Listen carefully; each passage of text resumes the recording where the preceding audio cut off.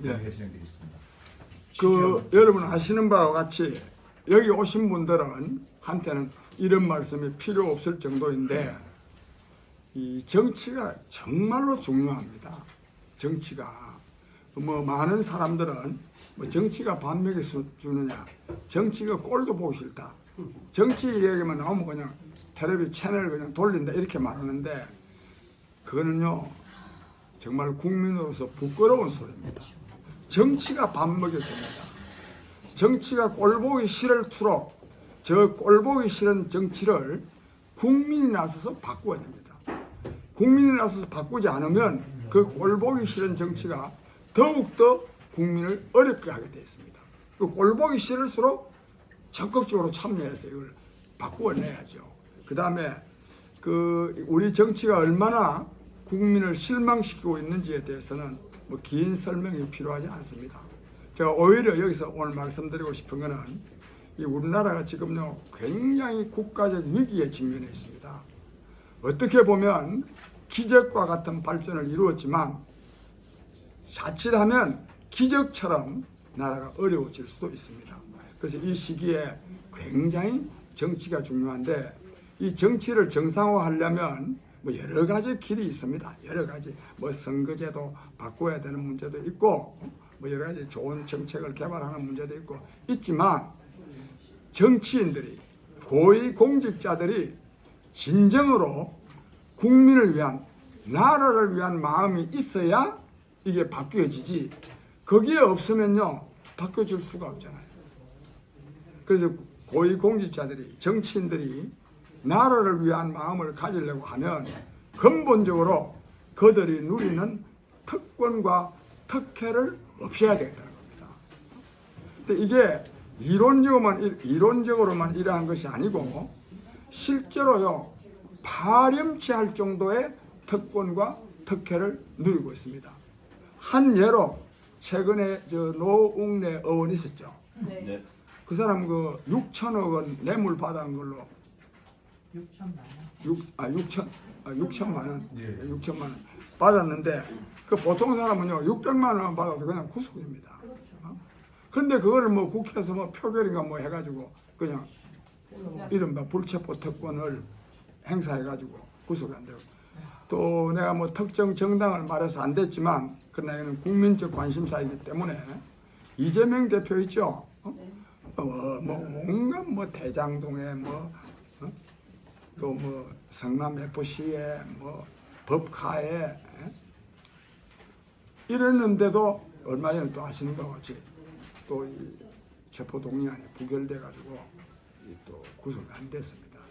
이런 그 외에 내가 이미 다 여기 오신 분들은 우리가 정리해가지고 페이스북에 글 올리는 좀 보셨죠?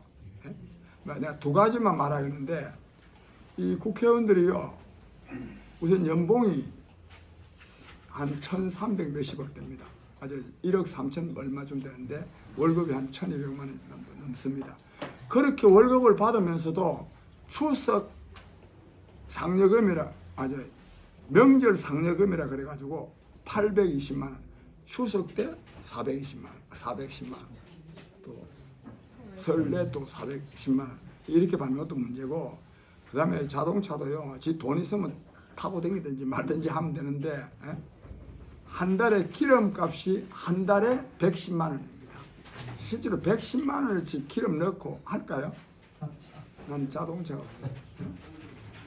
그런데도 또 차량 유지비 35만 원 요즘은 자동차 고장 안 나잖아요. 근데 그 외에 이 국회의원들은 명분만 있으면 다 갖다 붙여놨어. 온갖 명분으로 그래서 한 200여 가지가 된답니다. 이 도대체 국민들이 부끄러워서도 어떻게 이렇게 합니까? 내가 기가 막힌 일은 1년에 1억 5천만 원의 후원금을 받을 수 있습니다. 내가 도대체 이 후원금 받아서 뭐 하는지 모르겠어. 왜 받습니까? 다 월급 나오고 다 입법 정책비 다 나오고 다 나오는데 후원금은 또 왜 받아요? 이 지역구 구민들 선거운동 할 때나 쓰는 겁니다. 그런데 문제는 뭐냐?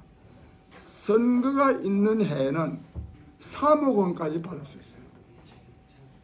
이것 자체도 문제지만 선거가 있는데 즉 국회의원 선거를 하는데 있으니까 국회의원들한테 3억을 준다.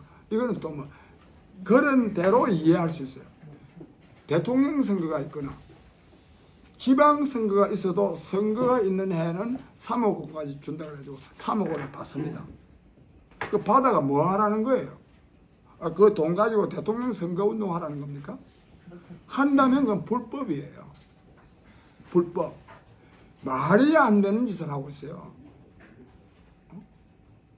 그 돈 받아가지고 그걸 쓰면 그 자기가 설 수가 없게 돼 있잖아요. 설 수 없게 돼 있습니다. 질문 있습니다. 예. 그 원인이 돈 주는 원인이 잘못된 거 아닙니까? 예. 받는 사람은 그냥 받으니까 별 잘못이 없는 것 같고 예. 돈을 주는 사람이 원인 아니에요? 어, 행정에서 잘못 아닙니까? 예. 돈을 왜 그렇게 지출해? 예. 다 차단시키면 되지. 그런데 선생님, 그래? 예, 그 법을 고쳐야지. 옳은 말씀입니다. 이왕 그 말씀 나왔으니까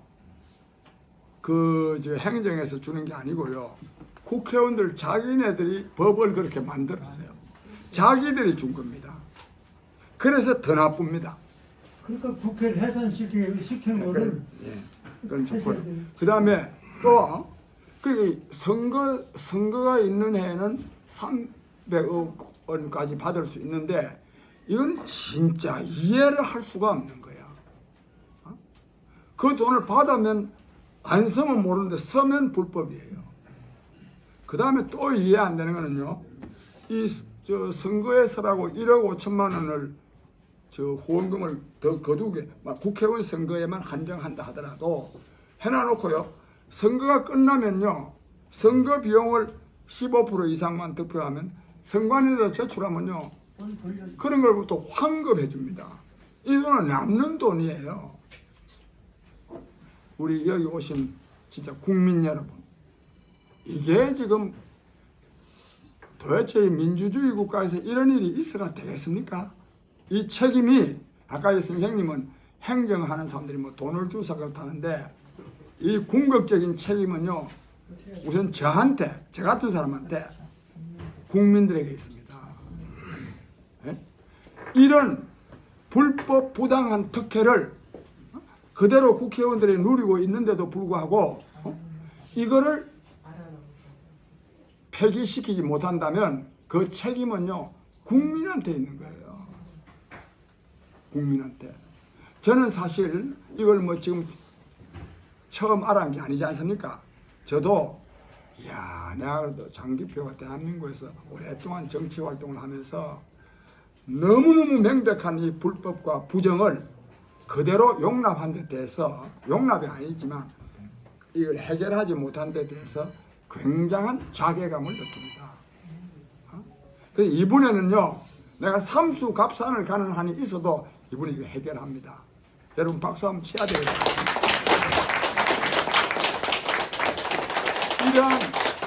이러한 결의를 가지고 우리가 이 일을 하면 반드시 성공합니다. 맞습니다. 반드시. 그 다음에 제가 이거 하나 더 하고요. 여러분 전관예우라는 말 들어보셨죠? 네. 그는 전관예우한다.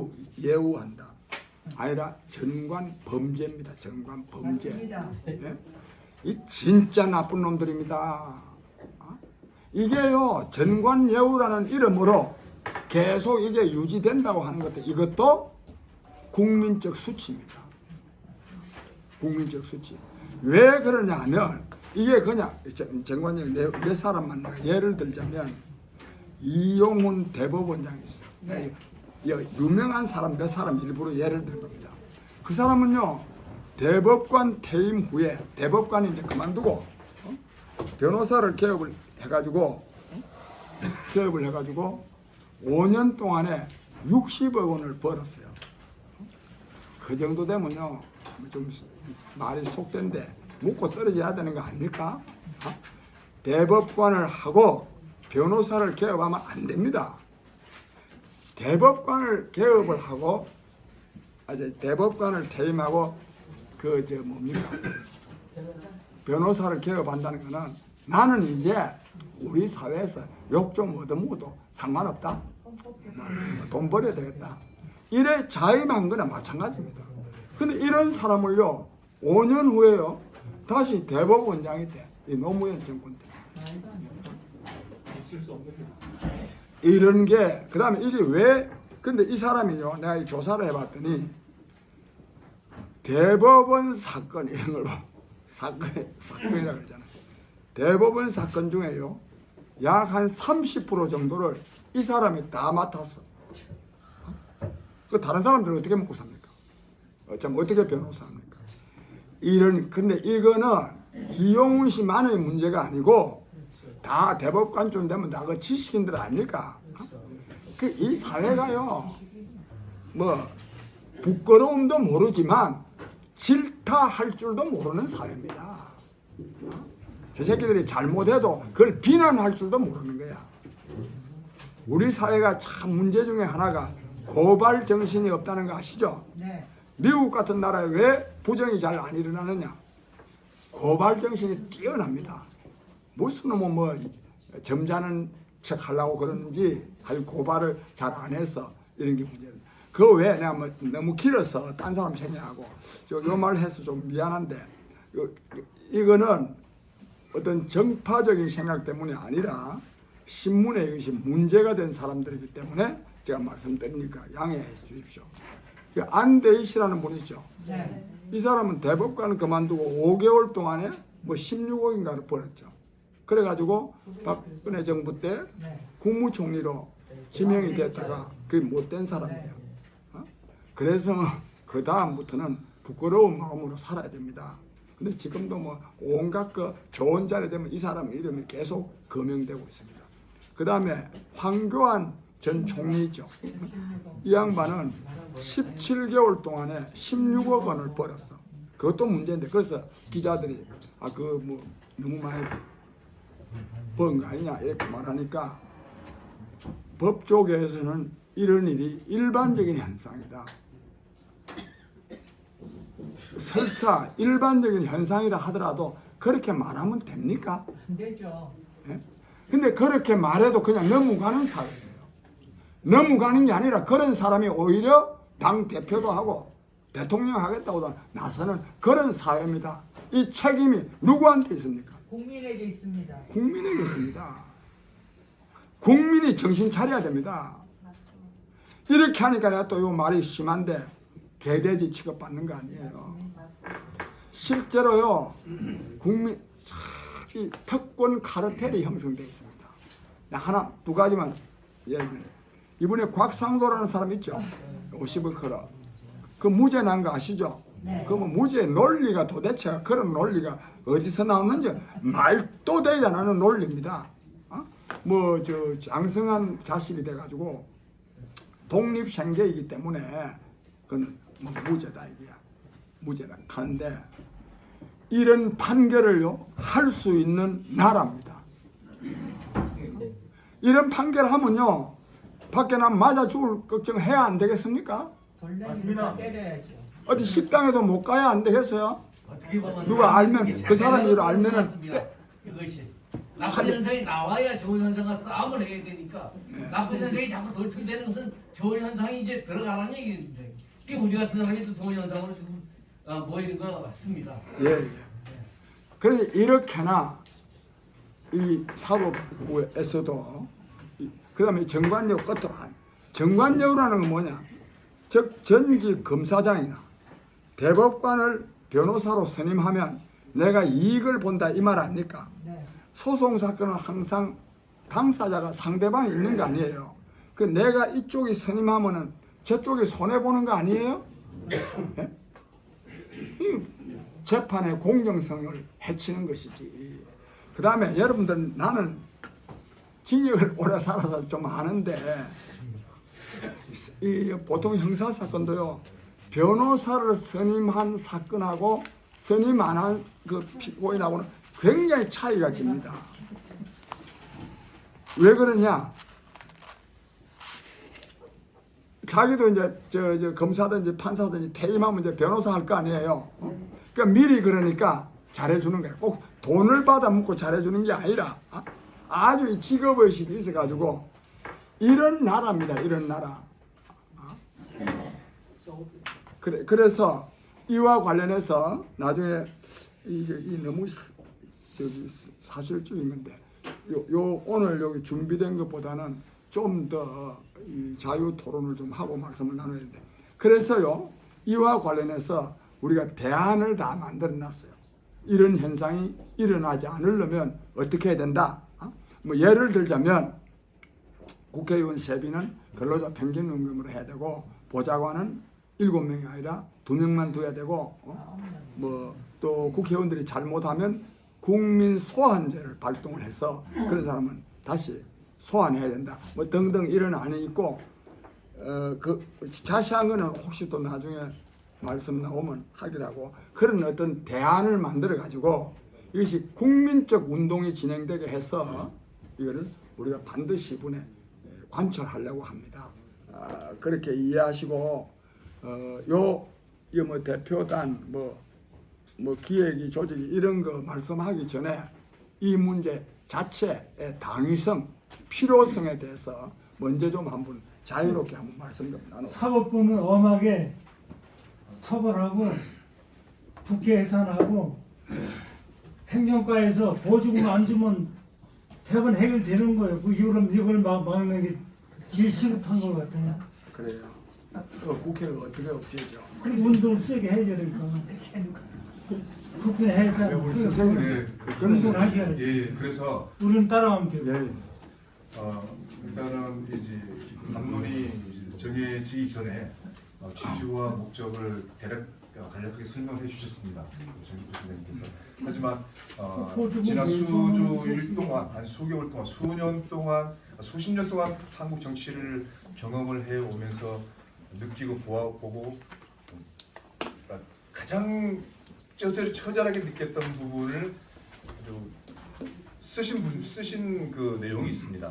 그 내용이 취지와 목적이 이거나 마찬가지예요. 그래서 특권을 폐지하자고 하는 것은 바로 세 가지 특권을 폐지하자고 하는 겁니다. 특히 입법부, 국회의원의 특권이죠. 그리고 사법부, 그리고 행정부, 고위 공직자 관료들의 특권을 폐지하자는 것이 가장 주된 내용입니다. 그것과 관련해서 지금 우리 장기표 선생님께서 쓰신 내용이 있습니다. 취지와 목적을 제가 그걸 간략하게 설명을 드리고 진행하도록 근데 하겠습니다. 빠진 게 있어요. 보안법을 저 강하게 해가지고 간첩에 걸렸다면 토론이라든지 뭐 질문은 따로 그 이제 그 진행은 자유토론에 시간하시고요. 주제에 어긋나는 일은 좀 삼가하십시오. 예, 예. 주제에 어긋나. 이거 주제하고 관계 없어요. 뭐. 그러니까 뭐 누구나 네, 저 잡다면 사기시켜야 돼요. 네, 알겠습니다. 알았습니다. 예, 예. 존경하는 국민 여러분, 세상 살기가 너무 힘듭니다. 과학기술의 혁명적 발달로 잘 살 수 있는 세상이 되었는데도 불구하고 세상은 각박하기만 합니다. 특히 양극화가 정치, 경제, 사회, 교육, 문화는 물론 계층, 직종, 성별, 세대의 영역까지 확대되어 국민 상호 간의 대립과 갈등이 극한으로 치닫고 있는 실정입니다. 이런 상황에서 북한의 핵 위협에 따른 안보 위기까지 겹쳐 불안하기 그지없고 오늘 어려운 것도 문제지만 앞으로 더 어려워질 거라는 것이 막막하기만 합니다. 그런데 이런 국가적 위기를 극복하려면 정치가 제 역할을 해야 하는데 지금 한국 정치는 타락과 폐해의 극치를 보이고 있습니다. 존경하는 국민 여러분, 국회의원의 특권과 특혜를 없애야 합니다. 정치개혁을 위해서는 국회의원의 특권과 특혜를 없애는 것이 대단히 중요합니다. 국회의원의 국정 운영의 기본인 법률을 만드는 데다 정부 각 기관을 감시하는 권한을 갖고 있기 때문입니다. 더욱이 국회의원 자격이 없으면서도 특권과 특혜를 누리기 위해 국회의원이 되려는 사람들이 국회의원이 되는 것을 막기 위해서도 특권과 특혜를 폐지해야만 하는 것입니다. 이런 특혜가 없어져야 진정으로 국민에게 봉사하고자 하는 사람들이 국회의원으로 나설 수 있을 것입니다. 국회의원이 누리는 특혜는 셀 수 없이 많지만 우선 1억 5천만 원대에 달하는 세비를 월급으로 연봉으로 받습니다. 그리고 7명의 보좌관을 두고 4급은 6,700만 원, 5급은 5,800만 원 연봉을 받으며 연봉 총액이 전체 3억 9,500만 원에 이릅니다. 여기에 특별활동비 등 무려 7억 원 가까이가 한 명의 국회의원에게 들어가는 비용입니다. 그 모두 국민 세금입니다. 최근에 노웅래 의원은 아까 말씀하셨듯이 6천만 원의 뇌물을 받았음에도 불구하고 불체포 특권으로 인해서 체포되지 않았습니다. 그래서 국회의원의 특권과 특혜 폐지 방안을 다음과 같이 제시합니다. 첫째, 국회의원의 월급을 근로자 평균 임금 2022년 대비 387만 원으로 동결하고 일체의 수당을 없애며 의정 활동에 필요한 경비는 국회 사무처의 신청에 사용토록 한다. 둘째, 보좌관은 2명만 둔다. 셋째, 면책 특권과 불체포 특권은 헌법 개정 때 폐지하되 그 이전에는 국회 결의로 행사할 수 없게 한다. 넷째, 선거는 완전한 공영제로 하고 정당에 대한 국고 보조금 지급과 선거 비용 환급은 없앤다. 다섯째, 국민 소환제를 도입하여 국회의원의 직무를 제대로 수행하지 못할 때는 지역 유권자의 투표로 해임한다. 다음 두 번째는 고위공직자의 정관 범죄를 척결해야 한다. 국민을 위한 정치, 국민을 위한 행정이 되기 위해서는 고위공직자의 부정부패를 엄단해야 합니다. 그 가운데 정관 예우라는 이름의 정관 범죄를 척결하는 것이 가장 중요합니다. 우리 사회에서 어떤 소송 사건이 생기면 대법관이나 검사장 출신 또는 담당 판사나 검사와 인연이 있는 변호사를 선임하기 위해 동분서주하는 경우가 많습니다. 그런 사람을 변호사로 선임해야 수사나 재판에서 이길 수 있기 때문입니다. 그래서 그런 사람을 변호사로 선임하지 못하면 당연히 이길 수 있는 사건임에도 지게 됩니다. 이런 억울한 불법적인 일이 일어나는 것이 현실입니다. 그야말로 유전무죄, 무전유죄여 공정한 재판의 실종입니다. 전관 범죄는 단순히 수사나 재판의 공정성만을 훼손하는 것이 아니라 민주주의의 요체인 법치주의를 파괴해서 나라의 기강을 무너뜨립니다. 어떻게 나라가 정상적으로 발전하고 국민이 편히 살 수 있겠습니까? 몇 가지 사례를 들어보면 아까 말씀하셨던 이홍훈 전 대법원장 그리고 김능환 전 대법관 등이 있습니다. 대법관이나 법원장, 검찰총장, 검사장 등 법원이나 검찰의 고위직을 지낸 사람은 변호사 개업을 하지 못하도록 해야 합니다. 이들이 소송 사건을 맡게 되면 담당 판사나 검사가 영향을 받기 때문이기도 하지만 30여 년간 판사나 검사로 있었으면 이미 먹고 살만할 일일 텐데도 또 500만 원 정도의 연금도 받고 있을 텐데도 그 사람들은 돈을 더 벌겠다고 설치면서 다른 사람들은 어떻게 살아갈 수 있겠습니까? 바로 이런 그들이 갖는 특권 카르텔을 형성해서 온갖 불법과 부패를 저지르면서 대한민국을 부패공화국으로 만드는 데 그들이 일조하는 것입니다.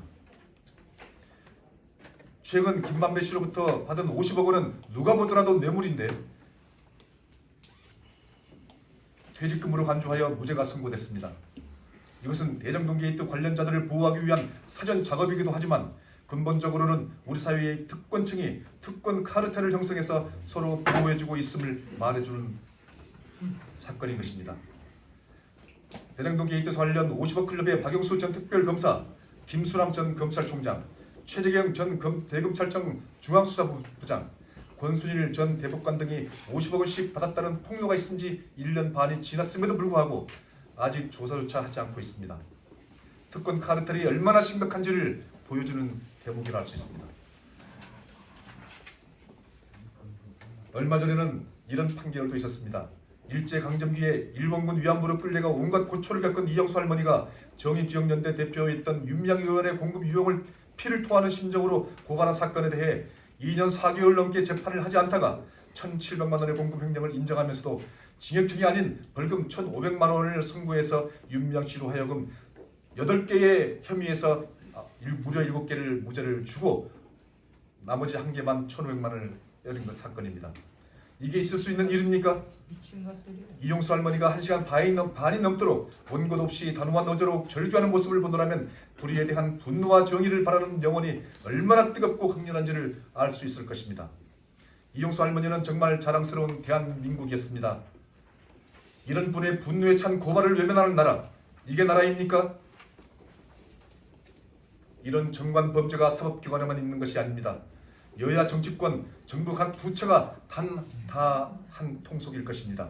맞습니다. 고위직 공무원들은 퇴임 후에도 이 기관 저 기관을 회전문 드나들듯 들락거리면서 온갖 특권과 특権을 누리며 불법과 부패를 저지릅니다. 강고한 특권 카르텔로 서로 보호해주고 있는 것입니다. 몇 가지 사례를 들자면 한승수 전 국무총리는 국회의원과 외교통상부 장관을 지낸 후 김앤장 고문으로 갔다가 국무총리를 지낸 후 다시 김앤장 고문으로 가는 엄청난 특혜를 받았습니다. 윤중현 전 기획재정부 장관은 금융감독원장을 지낸 후 김앤장 고문으로 가서 고액의 급료를 받다가 기획재정부 장관으로 유턴했습니다. 박한철 전 헌법재판소 소장은 서울 동부지검장을 지낸 후 김앤장 고문으로 갔다가 헌법재판소장이 다시 되었으며 한덕수 국무총리는 대통령 경제수석 비서관을 지낸 후 김앤장 고문으로 갔다가 국무총리를 지내고 다시 김앤장으로 갔다가 또다시 국무총리가 되었습니다. 고액의 급료를 받았음은 물론입니다. 이처럼 김앤장의 횡포가 대한민국을 어지럽게 하고 있습니다.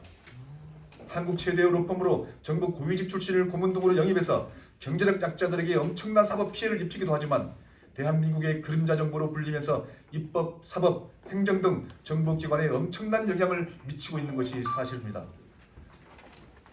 국민 여러분, 이런 타락하고 부패한 자들이 정부의 고위직을 맡고 있으며 어떻게 국민을 위한 정치, 국민을 위한 행정이 이루어질 수 있겠습니까? 정부 고위직의 불법과 부패를 반드시 척결해야 합니다. 그래서 장기표는 다음과 같이 제시합니다. 첫째, 공직자가 퇴임 후 국가 기밀이나 공직의 권위를 이용해 개인적 이익을 도모하는 경우에는 기밀 누설죄 또는 혐의 손상죄로 엄벌함으로써 공직 퇴임 후 정관 예우의 이익을 누릴 수 없게 한다. 둘째, 검사는 검사 임용 고시를 통해 판사는 판사 임용 고시를 통해 임용하며 퇴임 후 변호사가 될 수 없게 한다. 맞습니다. 판사나 검사가 퇴임 후 변호사가 되게 하면 사법 부패의 중요한 요인인 정관 예우가 벌어지기 때문이다. 셋째, 변호사는 변호사 자격 시험을 통해 자격을 부여받으며 세무사, 회계사, 변리사 등도 해당 분야의 재판에서 변론할 수 있게 한다. 넷째, 판사의 판결이 불법적이거나 부당할 때는 판사를 고발할 수 있게 하고 국가에 배상을 청구할 수 있게 한다. 다섯째, 공직자의 부정부패에 대해서는 모두 징역형으로 하고 징역형을 선고받은 사람에게는 연금을 박탈한다. 여섯째, 공직자가 부정으로 국가에 손해를 입힌 경우에는 끝까지 추적해서 구상권을 행사한다. 국민 여러분, 그 나라의 정치의 수준은 그 나라 국민의 수준에 의해서 결정됩니다. 나라의 주인인 국민이 나서야 정상들을 위한 정치를 끝장내고 국민을 위한 정치를 이뤄내는 것입니다.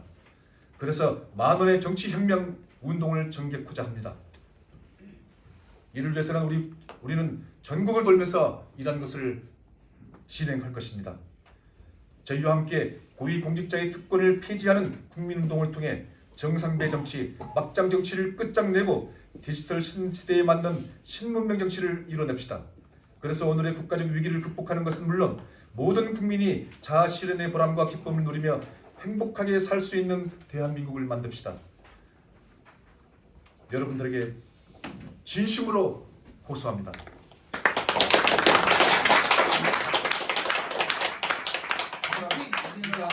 장기표 선생님이 피를 토하는 심정으로 밝히신 내용입니다. 같이 언론했어요. 아니 저기 정치개혁위원장님 심정인 거네요. 대표님 그 대통령이나